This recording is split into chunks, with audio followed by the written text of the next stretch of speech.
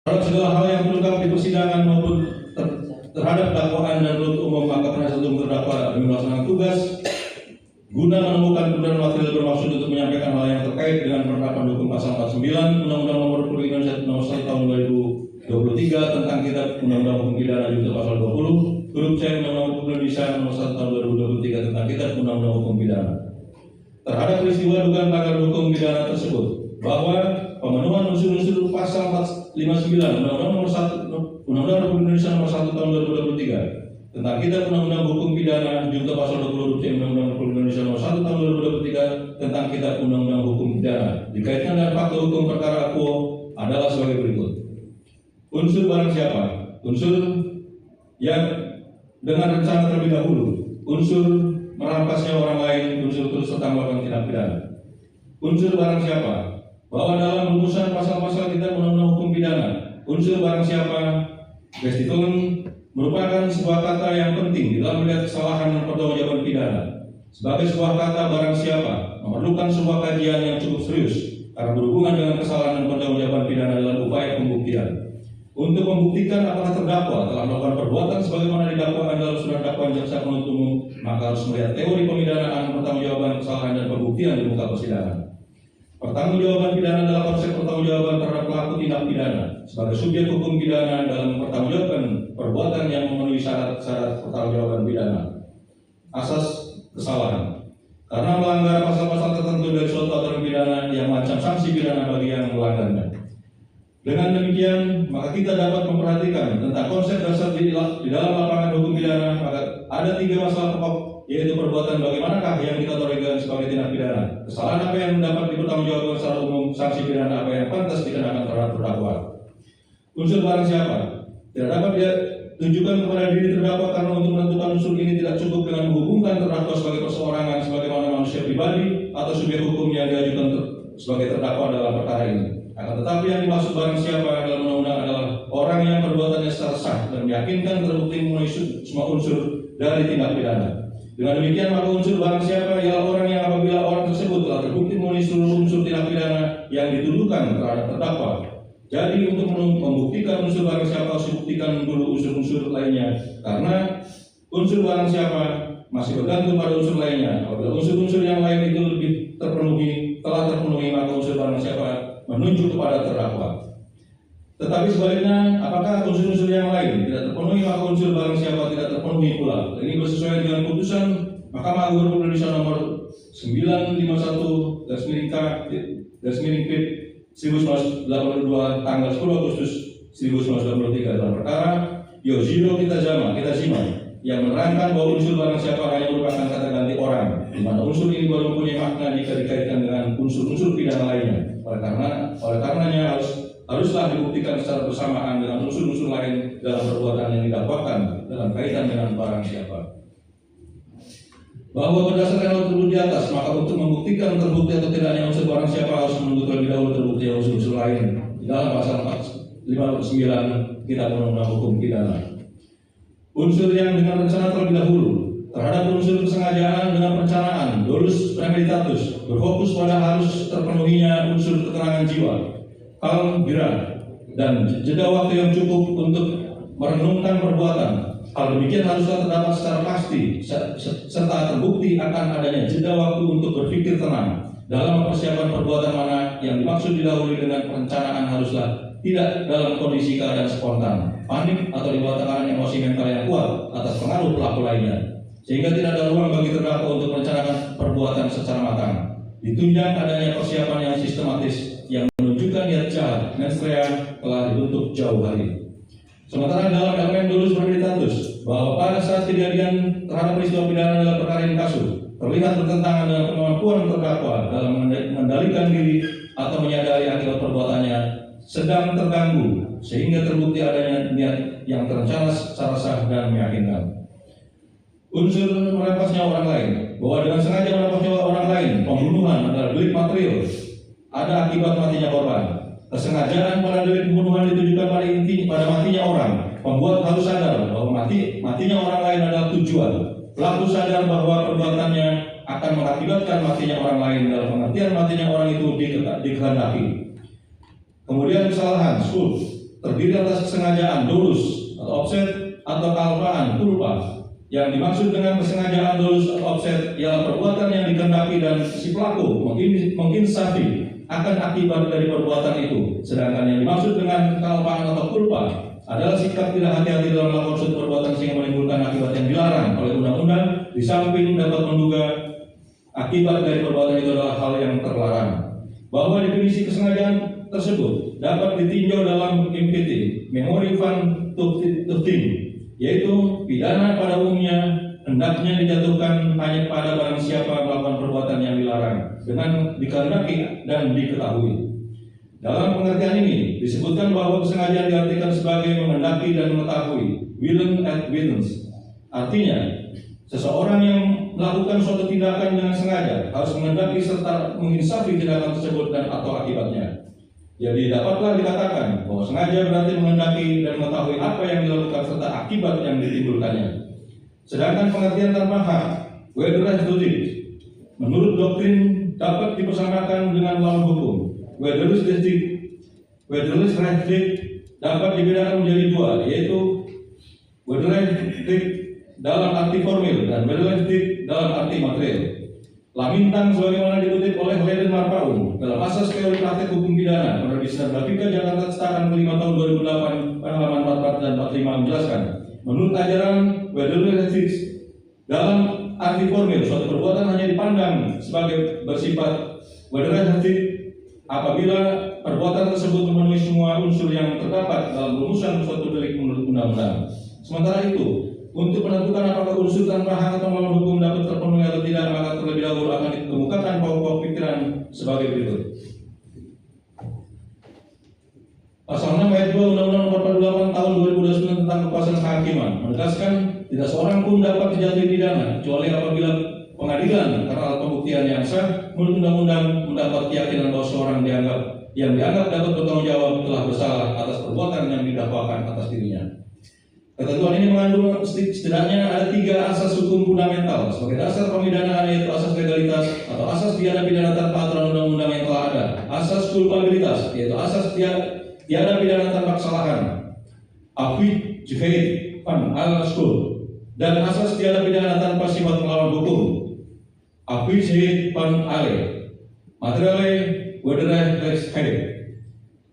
Ketiga asas di atas yaitu asas legalitas, asas kulpabilitas, dan asas tidak pidana tanpa sifat melawan hukum secara terpadu harus menjadi sandaran dalam putusan hakim, sehingga hakim tidak hanya mempertimbangkan aspek yuridis formal legalistik dengan berpegang pada asas legalitas semata, melainkan harus pula mempertimbangkan aspek non yuridis yang berdasarkan pada asas tiada pidana tanpa kesalahan dan asas tiada pidana tanpa sifat melawan hukum, dengan melihat aspek filosofis dan aspek sosiologis antara lain aspek psikologis terdakwa dan lain sebagainya, sehingga diharapkan putusan tersebut dapat memenuhi 3 dimensi keadilan, yaitu mendekati keadilan sosial justice, dan keadilan mengurangi moral justice, dan tidak hanya mementingkan keadilan undang-undang legal justice belaka.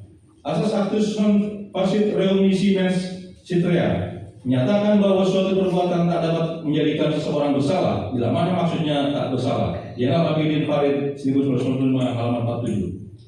Di beberapa negara bahwa perbuatan dan sikap batin seseorang dipersatukan dan menjadi syarat adanya suatu perbuatan pidana. Pendapat Yenal Abidin Farid terhadap kasus tersebut ialah unsur actus reus harus didahulukan, yaitu perbuatan kriminal. Setelah diketahui adanya perbuatan pidana sesuai rumusan undang-undang, barulah diselidiki tentang sikap batin pembuatnya. Ketentuan tersebut jelas mendahulukan perbuatan pidana, dan kalau terbukti barulah mempertimbangkan tentang kesalahan terdakwa yang merupakan unsur pertanggungjawaban pidana, dan kemudian apakah dapat ditemukan alasan pembenar atau pemaaf pada diri terdakwa mengingat sikap batin yang dialami oleh terdakwa. Actus reus adalah menyangkut perbuatan yang melawan hukum, unlawful act atau action. Sedangkan mens rea mencakup unsur-unsur pembuat tindak pidana, yaitu sikap batin tersebut, unsur subjektif suatu tindak pidana atau keadaan psikis pembuat. Utrecht 1960 halaman 257. Mens rea adalah sikap batin pembuat oleh tindakan yang melanggar sesuatu larangan dan keharusan yang telah ditentukan tersebut.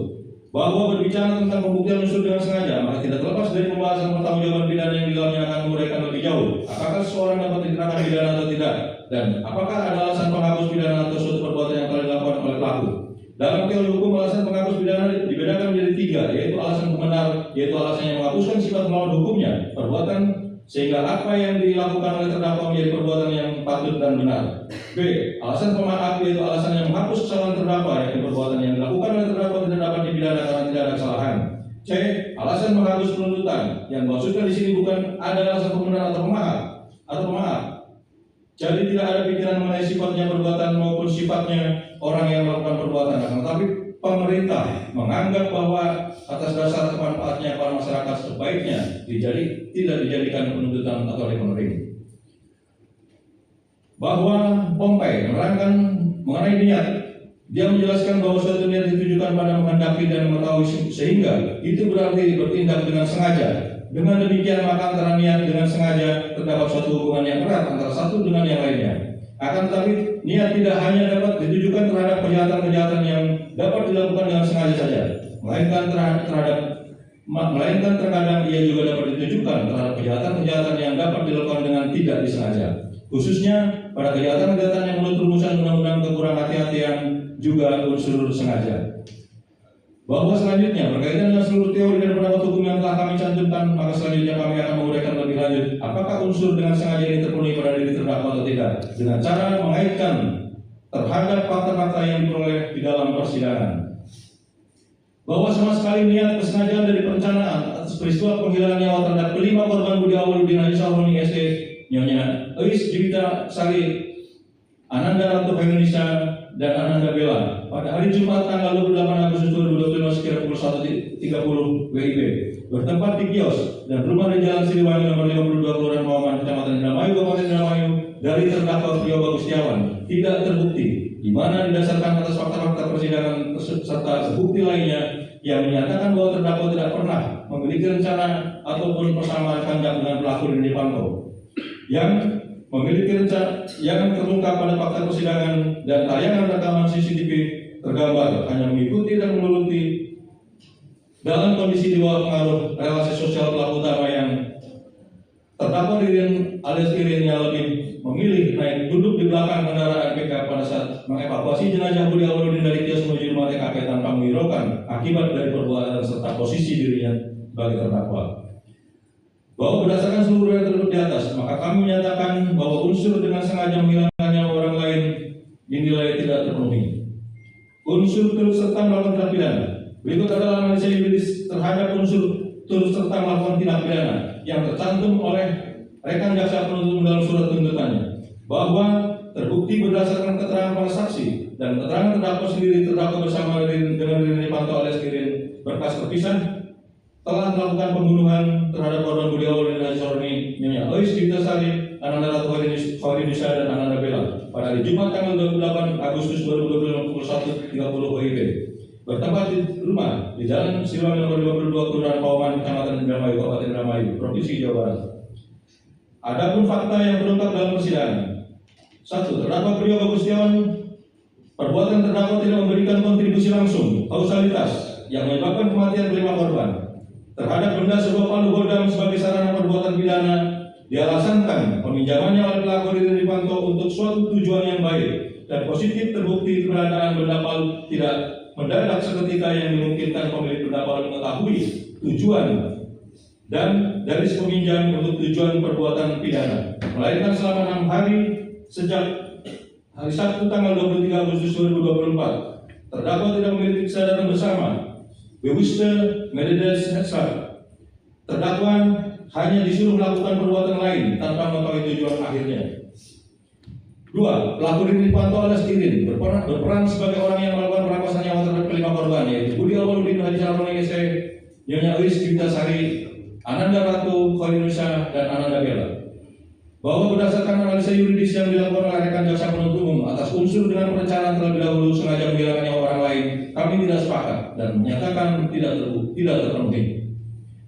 Tetapi peran terdakwa hanyalah sebatas tunduk, patuh dan mengikuti yang disebabkan adanya ketimpangan yang ekstrim antara pelaku utama dan terdakwa dari faktor usia, karakter maupun ketergantungan ekonomi sosial, sebagaimana keterangan saksi di bawah sumpah Irfan Septiana.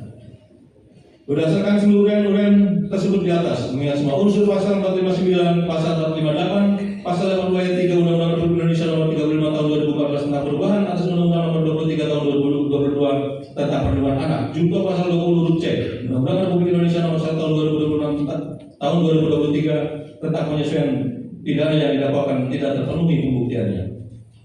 Hanya unsur dari pasal 82 ayat 3 Undang-Undang Republik Indonesia Nomor 35 Tahun 2014 tentang perubahan atas Undang-Undang Nomor 23 Tahun 2022 tentang perlindungan anak. Junto pasal 20 huruf C Undang-Undang Republik Indonesia Nomor 1 Tahun 2026 tentang penyesuaian pidana saja yang terpenuhi, yaitu unsur turut serta melakukan tindak pidana, mendapatkan, membiarkan, melakukan, menyuruh lakukan atau turut serta melakukan kekerasan terhadap anak yang mengakibatkan mati. Maka daripada itu berdasarkan penilaian kami adalah keliru dan tidak tepat apabila rekan jaksa penuntut umum menuntut terdakwa dalam amar tuntutannya dengan pasal 45(9) Undang-Undang Republik Indonesia Nomor 1 Tahun 2023 tentang kitab Undang-Undang Hukum Pidana, junto pasal 20 huruf C Undang-Undang Republik Indonesia Nomor 1 Tahun 2023 tentang kitab Undang-Undang Hukum Pidana, pasal 48 Undang-Undang Nomor 1 Tahun 2023 tentang kitab Undang-Undang Hukum Pidana, pasal 20 huruf C, dan menjatuhkan pidana penjara terhadap terdakwa selama 20 tahun penjara dirasa tidak memenuhi keadilan. Terlebih kejujuran terdakwa dalam bentuk keterangan yang telah terkonfirmasi menjadi fakta baru, sehingga peristiwa penghilangan nyawa terhadap 5 korban menjadi terang melebihi cahaya. Berdasarkan analisa fakta dan analisa yuridis yang kami lakukan, kami menilai kejahatan utama yang dilakukan oleh Prio Bagus Setiawan melakukan tindak pidana terus serta melakukan tindak pidana menempatkan, biarkan, melakukan, menyuruh, melakukan kekerasan terhadap anak yang mengakibatkan mati, sehingga lebih tepat dan adil apabila terdakwa diperkenakan pasal 82 ayat 3 Undang-Undang Republik Indonesia Nomor 35 Tahun 2014 tentang perubahan atas Undang-Undang Nomor 23 Tahun 2022 tentang perlindungan anak, junto pasal 20 huruf C Undang-Undang Republik Indonesia Nomor 1 Tahun 2026 tentang penyesuaian pidana dalam amar tuntutannya. Majelis Hakim yang mulia, saudara jaksa penuntut umum yang terhormat, serta hadirin sidang yang berbahagia. Izinkanlah kami menyampaikan hal-hal yang kiranya dirasa perlu menjadi pertimbangan utama bagi yang mulia Majelis Hakim dalam menjatuhkan putusan selanjutnya. Adapun pertimbangan yang akan kami sampaikan yaitu pasal 8 ayat 2 Nomor RI Nomor 48 Tahun 2029 tentang kekuasaan kehakiman yang menentukan bahwa dalam pertimbangan berat ringannya pidana, hakim wajib memperhatikan sifat yang baik dan jahat dari terdakwa, bahwa terdakwa semasa hidupnya belum pernah dihukum, terdakwa bersikap sopan dan memenuhi segala aturan di dalam persidangan, terdakwa mengaku bersalah dan berterus terang di dalam persidangan, bahwa seperti yang telah dijelaskan oleh terdakwa pada keterangannya di hadapan persidangan itu, terdakwa pada dasarnya merasa takut atas ancaman dari pelaku utama yaitu Rifanto alias Irin, sekalipun menjanjikan uang 100 juta yang disampaikan setelah terjadi perampasan nyawa terhadap 5 korban, namun bukan satu-satunya hal yang menjadikan terdakwa diam dan mengikuti terus-menerus perintah dan arahan pelaku utamanya. Bahwa terdakwa masih berusia muda, di mana perjalanan hidup dan masa depan dari terdakwa masih bisa untuk diperbaiki, sehingga terdakwa ke depannya masih bisa menjadi insan yang berguna untuk bangsa dan masyarakat. Bahwa terhadap pengakuan atas kejujuran terdakwa dalam rangka peristiwa yang sesungguhnya, setelah terdakwa merasa memiliki keberanian dan terbebas dari belenggu ketakutan yang awalnya sejak diperiksa di tingkat penyidikan telah melakukan upaya justice kolaborator kepada Lembaga Perlindungan Saksi dan Korban LPSK sesuai amanat peraturan pemerintah nomor 24 tahun 2025 tentang tata cara penanganan secara khusus dan pemberian penghargaan bagi saksi pelaku yang bersedia bekerjasama dengan aparat penegak hukum untuk mengungkap suatu tindak pidana terlampir menjadi bagian dari TPO ini. Bahwa terdakwa menyesali segala perbuatan yang telah dilakukan dari lubuk hatinya yang terdalam. Terdakwa menjadikan hal ini sebagai penyesalan dan pelajaran